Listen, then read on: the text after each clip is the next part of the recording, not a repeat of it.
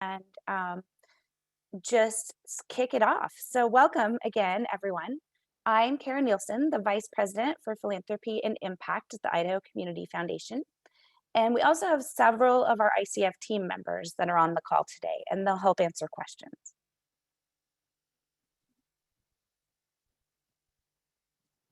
I thought we'd start today by just commending everyone that is on this call for all of the work you've done over this past year. And this is work that has been done under extremely difficult circumstances.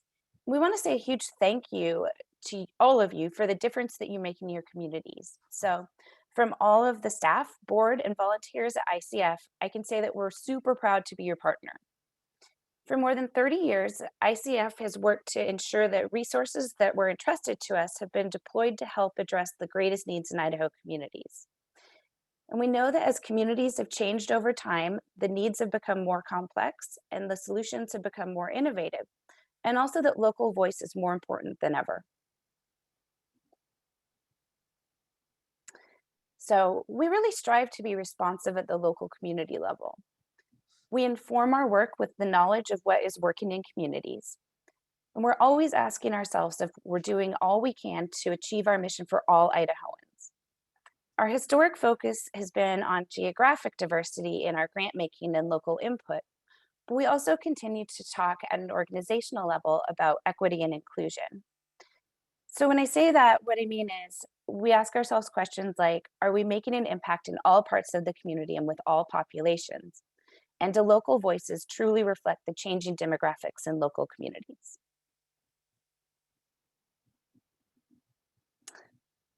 So, when we think about our strategic framework, we consider ourselves to be more than a grant maker and also more than just a donor services organization. We view our work as being at the center of community and generous people. And our purpose is really to bring donors, organizations, and partners together to gather input about the greatest needs in our communities and provide financial support and other support for those needs. We really see our role as helping donors direct their generosity to create lasting impact. We work to match donor interests with community identified needs. And this goes to help fulfill our mission, enriching the quality of life in Idaho communities. So, one of the questions we get a lot is how do we do our grant making? And I think that maybe to answer that, it starts with how are community foundations different from other foundations? So, you're probably all familiar with private foundations who typically get their revenue and build their endowments from one corporation or one family. But community foundations are public foundations. So, that means we build our endowment from hundreds of donors, so indicated by those arrows at the top. The green dots represent different funds that we currently manage. And these are various individuals, families, or companies that come to us to assist with their grant making. The interests of our donors vary widely, but the way that they make grants and that you also receive grants tends to fall into one of the three categories at the bottom. So the first one would be direct grants from donor advised funds. Some donors make gifts to Idaho Community Foundation and they want to be able to recommend grants from year to year, so they use a donor advised fund. So if you've ever received an unsolicited grant from the Idaho Community Foundation, one that you didn't apply for, it likely came from a donor advised fund. If a donor advised fund is large enough, a donor might ask us to run a donor advised grant cycle for them. So that's the green oval in the center. The donor outlines the criteria that's important to them. It's usually a subject area or a geographic area. Our staff will work to create and release a RFP on their behalf, solicit proposals, and then work with donors to review the applications. But what we really wanted to talk about today is the oval on the far right, our regional Forever Idaho grant cycles. We have tons of donors who make contributions to us and say, you know what, I do not want to play an active role in recommending grants. I know that the Idaho Community Foundation has teams of volunteers who are familiar with community needs, and I want my gift to go to help address those. They realize that organizations working in communities are the best poised to both identify and address challenges in those local communities. And so these are the Forever Idaho grant funds.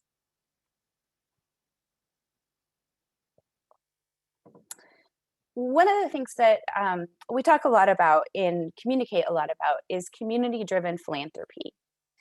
So, this is actually a principle that we've always embraced. And what it means is that decisions are made locally through our regional councils to support local needs.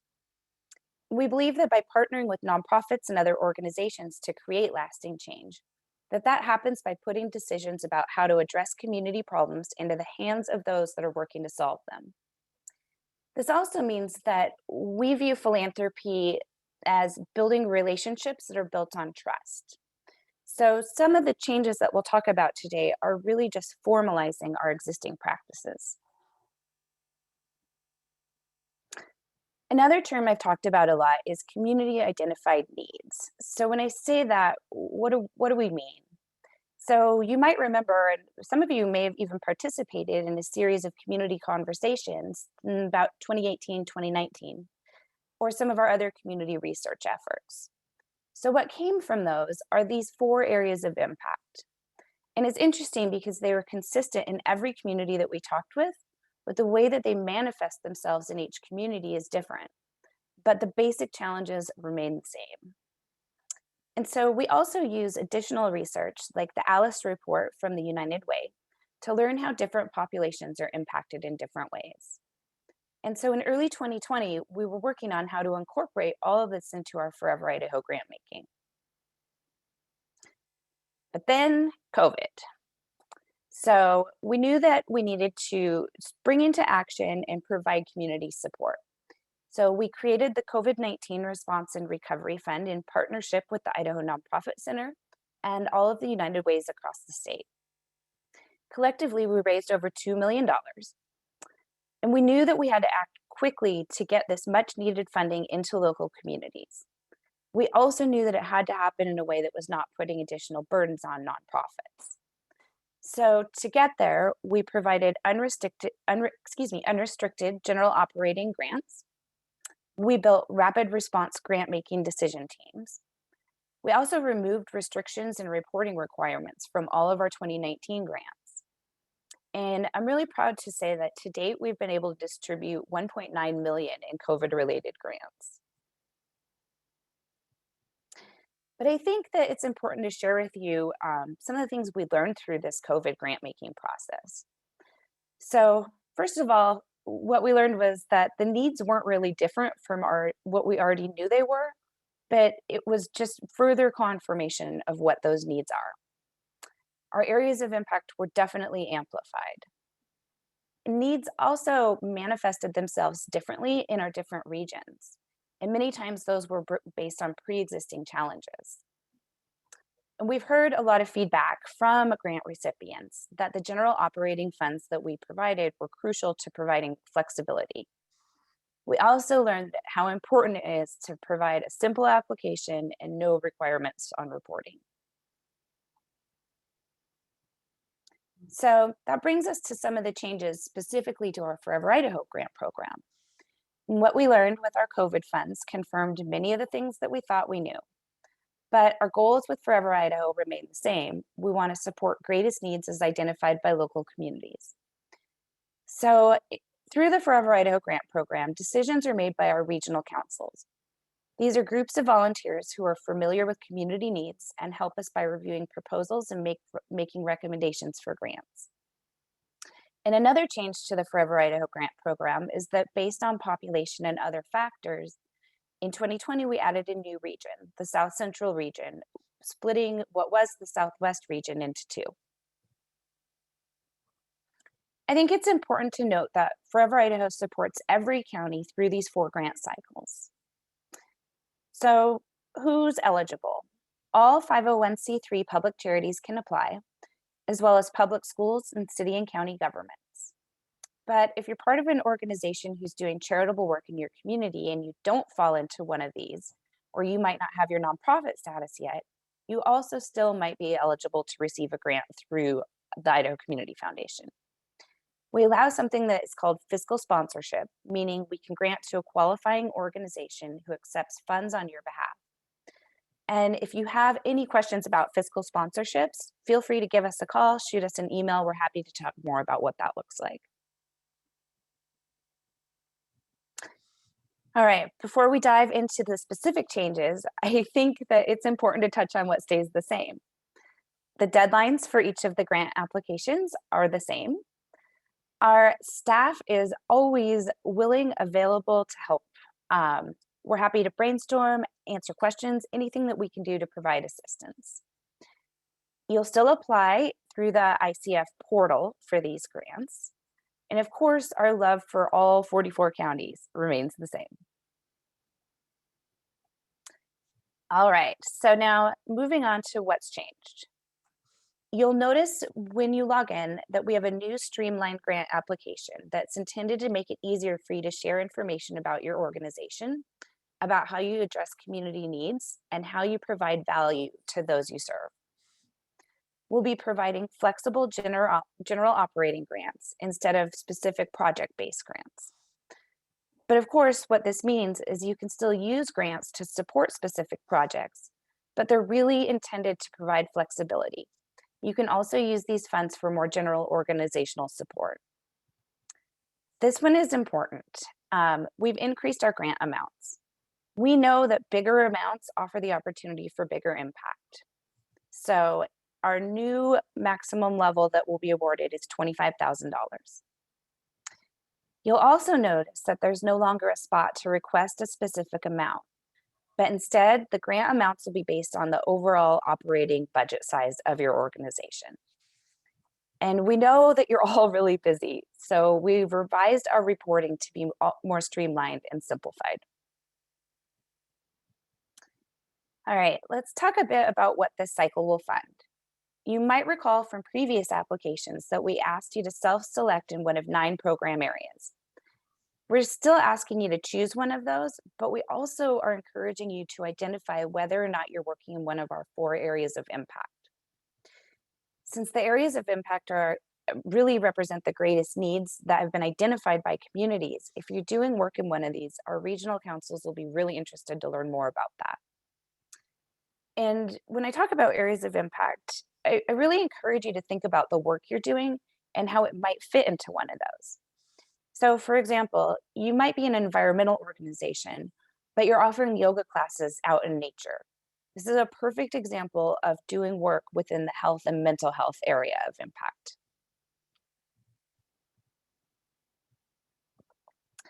One of the questions that we get asked a lot is what do funders really want? And I can't speak for other funders, but I can share that at ICF, what we're looking for is we want to do good. We want to know our work's helping to strengthen communities. And we want to make sure that you're reaching the most people or having the greatest impact you can with the resources available. These last 2 points really go hand in hand when I say what we want to do is establish a trusting relationship with all of our nonprofit partners. So we know that when we give a grant, it's being responsibly used. And for me personally, this last bullet point here is the most critical. Something that comes up a lot in our sector is the power imbalance that exists between funders and nonprofits. So at ICF, we're constantly working to build trust in communities to drive home one of our guiding principles, which is our deep belief that we're equal partners in this work. And we know that we have to work together in partnership. So this webinar today is not really intended to be a nuts and bolts grant writing workshop, but someone recently asked me, how do I write a grant? Where do I even start? So I sent over questions that are similar to these, and I was like, start here. So tell us your story. Tell us why it's compelling. Help us understand why your organization is the best equipped to address the need or tackle the problem. So these are the kinds of questions that our regional councils are hoping you're going to answer in your application. So if you know what the questions that reviewers are asking themselves, it'll also help you frame your proposal. So I thought I would share that with you now. It's important to note that when we pass along applications to regional councils, we don't provide them with a rubric. We have a couple of good reasons for that. First, the eligibility criteria for this cycle is really broad, and it would be difficult at best, inequitable at worst, to create a system that asks reviewers to score, rank applications that are so different from each other. Along these same lines, another reason we don't provide a rubric is because we know our regional councils are the most familiar with what their community needs are. And we really don't want to create a mechanism that removes discretion and takes away from the council's deep understanding of their own communities. And finally, who receives preference?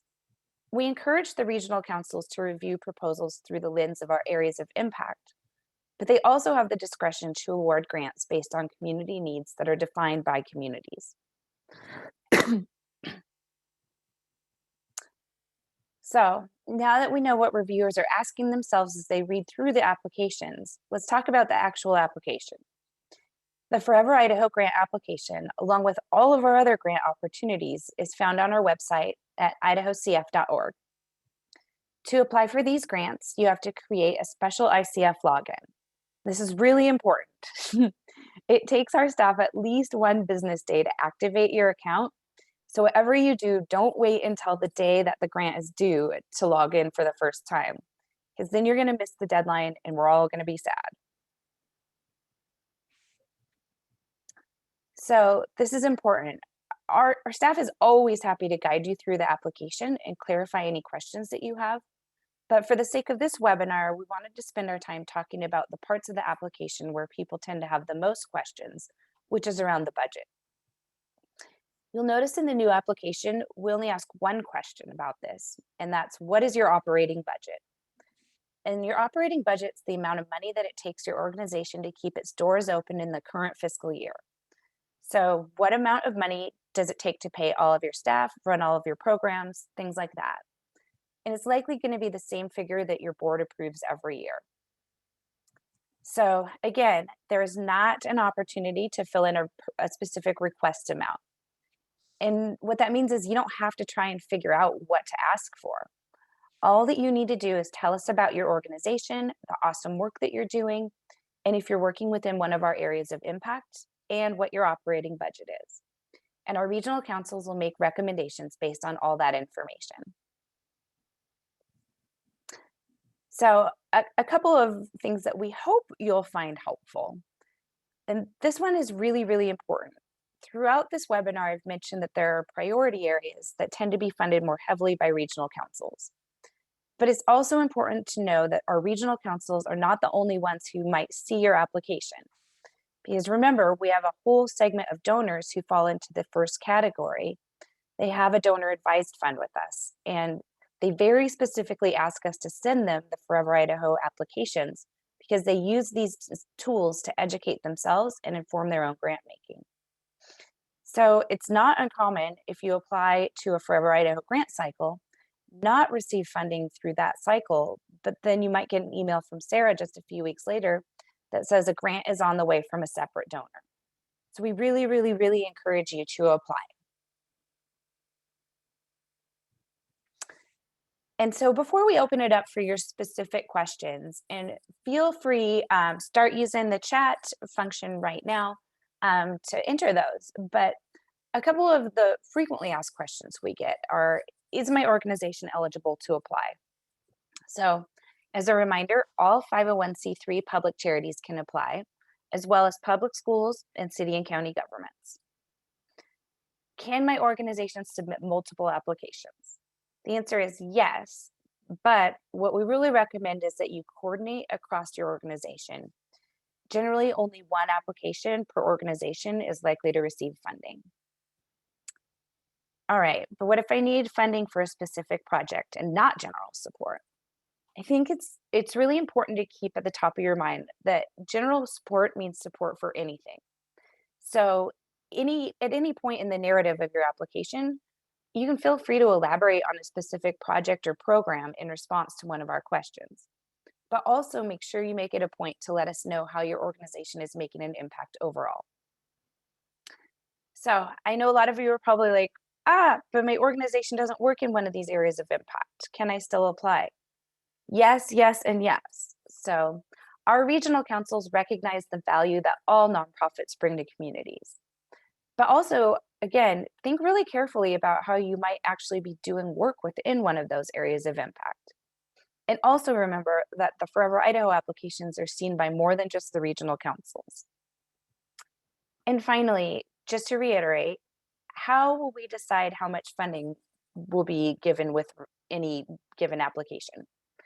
So again, it's based on your organizational operating budget and a couple of other factors that the regional councils will take into consideration. So with that, I'd like to go ahead and answer any questions you have and also invite our team members to jump in and help answer questions too.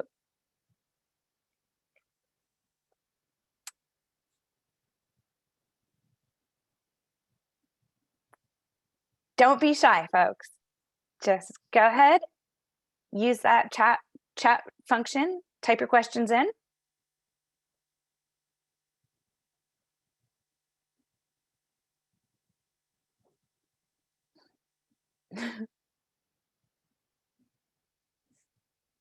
I mean, I'm sure if you have a question that's lingering, someone else probably does too.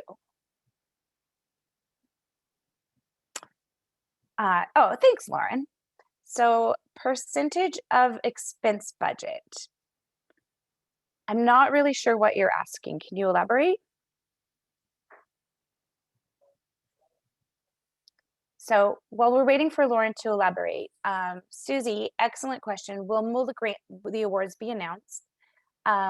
Typically, we announce awards within 2 to 3 months after the application cycle closes. Oh, Liz, awesome question. Our group serves all of Idaho. Should we still only apply once in a cycle where we're headquartered?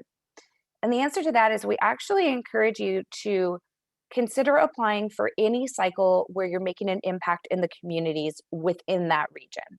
So that means you can submit multiple applications in each of our different cycles, especially if you're doing statewide work.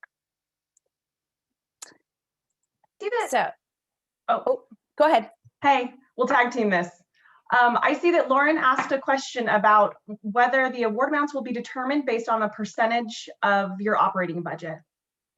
And it's a little bit of a complicated answer. I think it's helpful if we explain why we lifted the cap, why we lifted that $5,000 maximum. And part of the reason I was scrolling through to see who is all here today, and I noticed Ruth Ann Allman from the Pocatello Municipal Band. Hey, Ruth Ann. Also, Stephanie from Opera Idaho. And I look at those two organizations who serve, kind of similar missions in different parts of the state with vastly different operating budgets. And we've had this natural tension at the Community Foundation for a while between our board and our volunteers about whether we should lift that $5,000 cap. And a lot of people said, to an organization like, I also saw Michael from the food bank and Larry from the food bank in Kendrick, Idaho, population like 300 or 400, right, Larry? And $5,000 to Larry's food bank has a lot different impact than $5,000 to the food bank. So we are asking for your operating budget just so we have an idea. It's not an exact sliding scale, but it's so that we can allow our reviewers a guide about, what kind of impact each gift will have. Does that answer your question, Lauren? Let us know or hop off mute if you need more clarification, but happy to answer more questions on that. But it's not a perfect science. We do give, that the beauty of that community-driven philanthropy strategy is that we're giving our reviewers guidelines, but they have a lot of power because they know communities all over the state better than we do. Thanks, Lisa. Everyone, that was Lisa Berg, who is a philanthropic advisor. So between she, Sarah, and I, we really make up our staff team that focuses on our grant cycles. So feel free always to reach out to any of the three of us with questions. So Katie, just to elaborate a bit more on what Lisa answered to the other question, and I think, thanks for that, Lisa. I think it really clarified what I said. But yes, so organizations of all sizes will now have the opportunity to receive larger grants. And so your operating budget kind of gives us a guideline, a lens at which to look at that with. Oh, good question. Changes to the reporting requirement. The answer is yes. So by increasing the size of our grants that we're able to offer, we also recognize that perhaps the same reporting requirements shouldn't apply to, let's say, a $1,000 grant versus a $25,000 grant. And so we've worked to kind of customize and right size our reporting requests. So there will be more information on that coming out soon.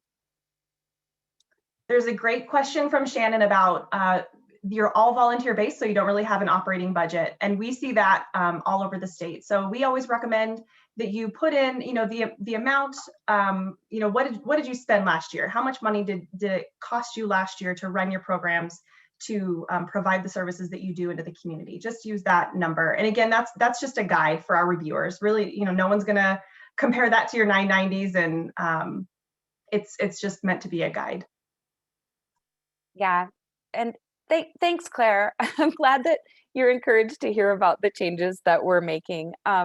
We really have made these changes in an attempt to provide flexibility, to provide greater support, and to really, be able to support those local community needs. So it is our goal and our hope that the changes that we've made will help us do that.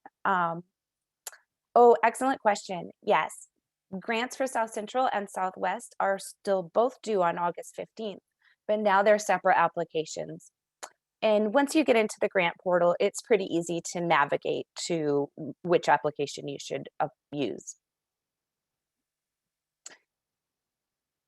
Um, do we need to indicate which fiscal year the funds will be spent?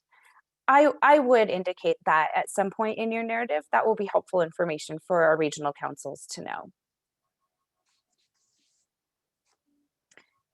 Yes, Christine, great point. We agree. We hope that these general operating and general support grants will really help you address whatever your greatest needs are. So absolutely use them to support your programs, specific projects, or to help you with your just general operating expenses. Great question from Ben. Due to COVID, our budget for 1920 and 2021 will be wildly different than normal. And will that be taken into account? So the operating budget is one very small variable that we'll be looking at, but we absolutely encourage you to use your narrative to explain that. I think that we've got some pretty savvy regional council members who understand how different organizations, especially Ben, like an arts organization, has been affected disproportionately to maybe some social service organizations. So definitely talk a little bit about that in your narrative, and that'll help. Thank you. Yeah, another great question related to COVID and budget changes. So again, our regional councils, super savvy. They understand all of the challenges that COVID has brought upon all of us. And yes, we will take all of that into consideration as we look at this through this new budget scale. You should use your operating budget for 2021. And then really good question, Kate. Would it help or hinder a grant application to include specific request details if you know what you specifically want to support with the grant funds? So again, in your narrative, if that's important to you and your organization for us to know, feel free to lie that out and really explain like what that means, but also make sure that you're telling us about the impact your organization makes overall. That's really important. I'll piggyback on that. Thanks. Anyone on this team will tell you I'm an over-explainer and I like context. And I think that part of the reason for this change to move from project-based to general operating is this general understanding that, and this value that we have at the Community Foundation, that no one knows what you need better than you, the grantees. So what was happening is our super savvy grant reviewers we were getting into rooms and they were talking about the project, the specific, well, I don't think that we should fund library books over shelves for this school library, whatever it was. And we wanted them to think more broadly. Instead of talking about the shelves versus the books or versus the ramp that the senior center needs, we want you to think about the value that organization brings to the community. And Kara just mentioned that. Why is this organization here? What do they do for the community? And let's show them that by supporting their work. So that's kind of that part of that impetus to move away from that project base so that it will allow our grant reviewers to think more broadly. Thanks, Lisa. Southwest grants are due 8/15. I might actually look to Lisa or Sarah. All of our grant applications are live at this point. Is that correct? Yes, that's correct. Yep, you could technically submit your application for Southwest anytime between now and August 15th. Also keeping in mind that this is for the north, for those of you who live up north in those top 10 counties, the deadline is in about 2 weeks on February 15th. And this is the first time that this is a brand new application for us. And we are always open to feedback. If there's something about this new process, this new application that just doesn't work, please tell us. And I say that because if you do live in the Southwest and your application isn't due until August, maybe hang on submitting, because it's possible that we might make changes depending on what we learn from the North. So we're learning along with you. That's a really good point, Lisa. Thank you.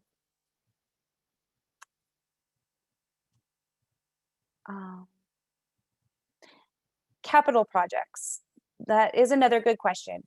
We, of course, absolutely will review capital needs and capital requests. But again, to Lisa's point, I would maybe, if I were you and I was applying for that, I would maybe think about that as in terms of this general operating support, greatest needs, right?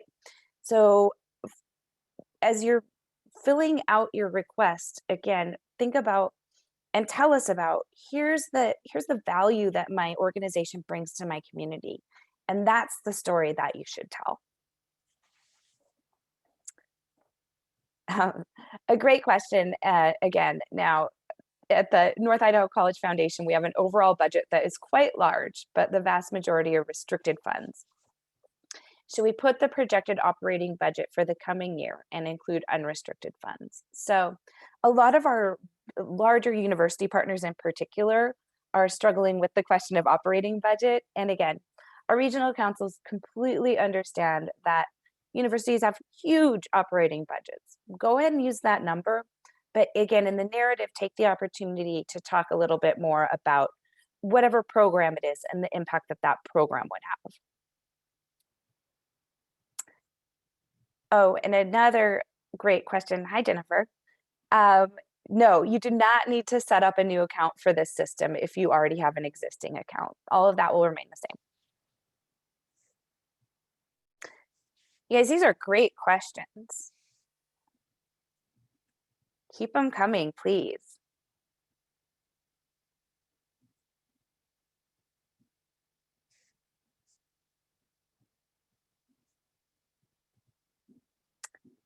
So I'm not seeing any other questions come in. And so again, here's, I guess, in closing, the things that we really want you to take away from this conversation today, which is number one, our staff is always here to help and answer questions.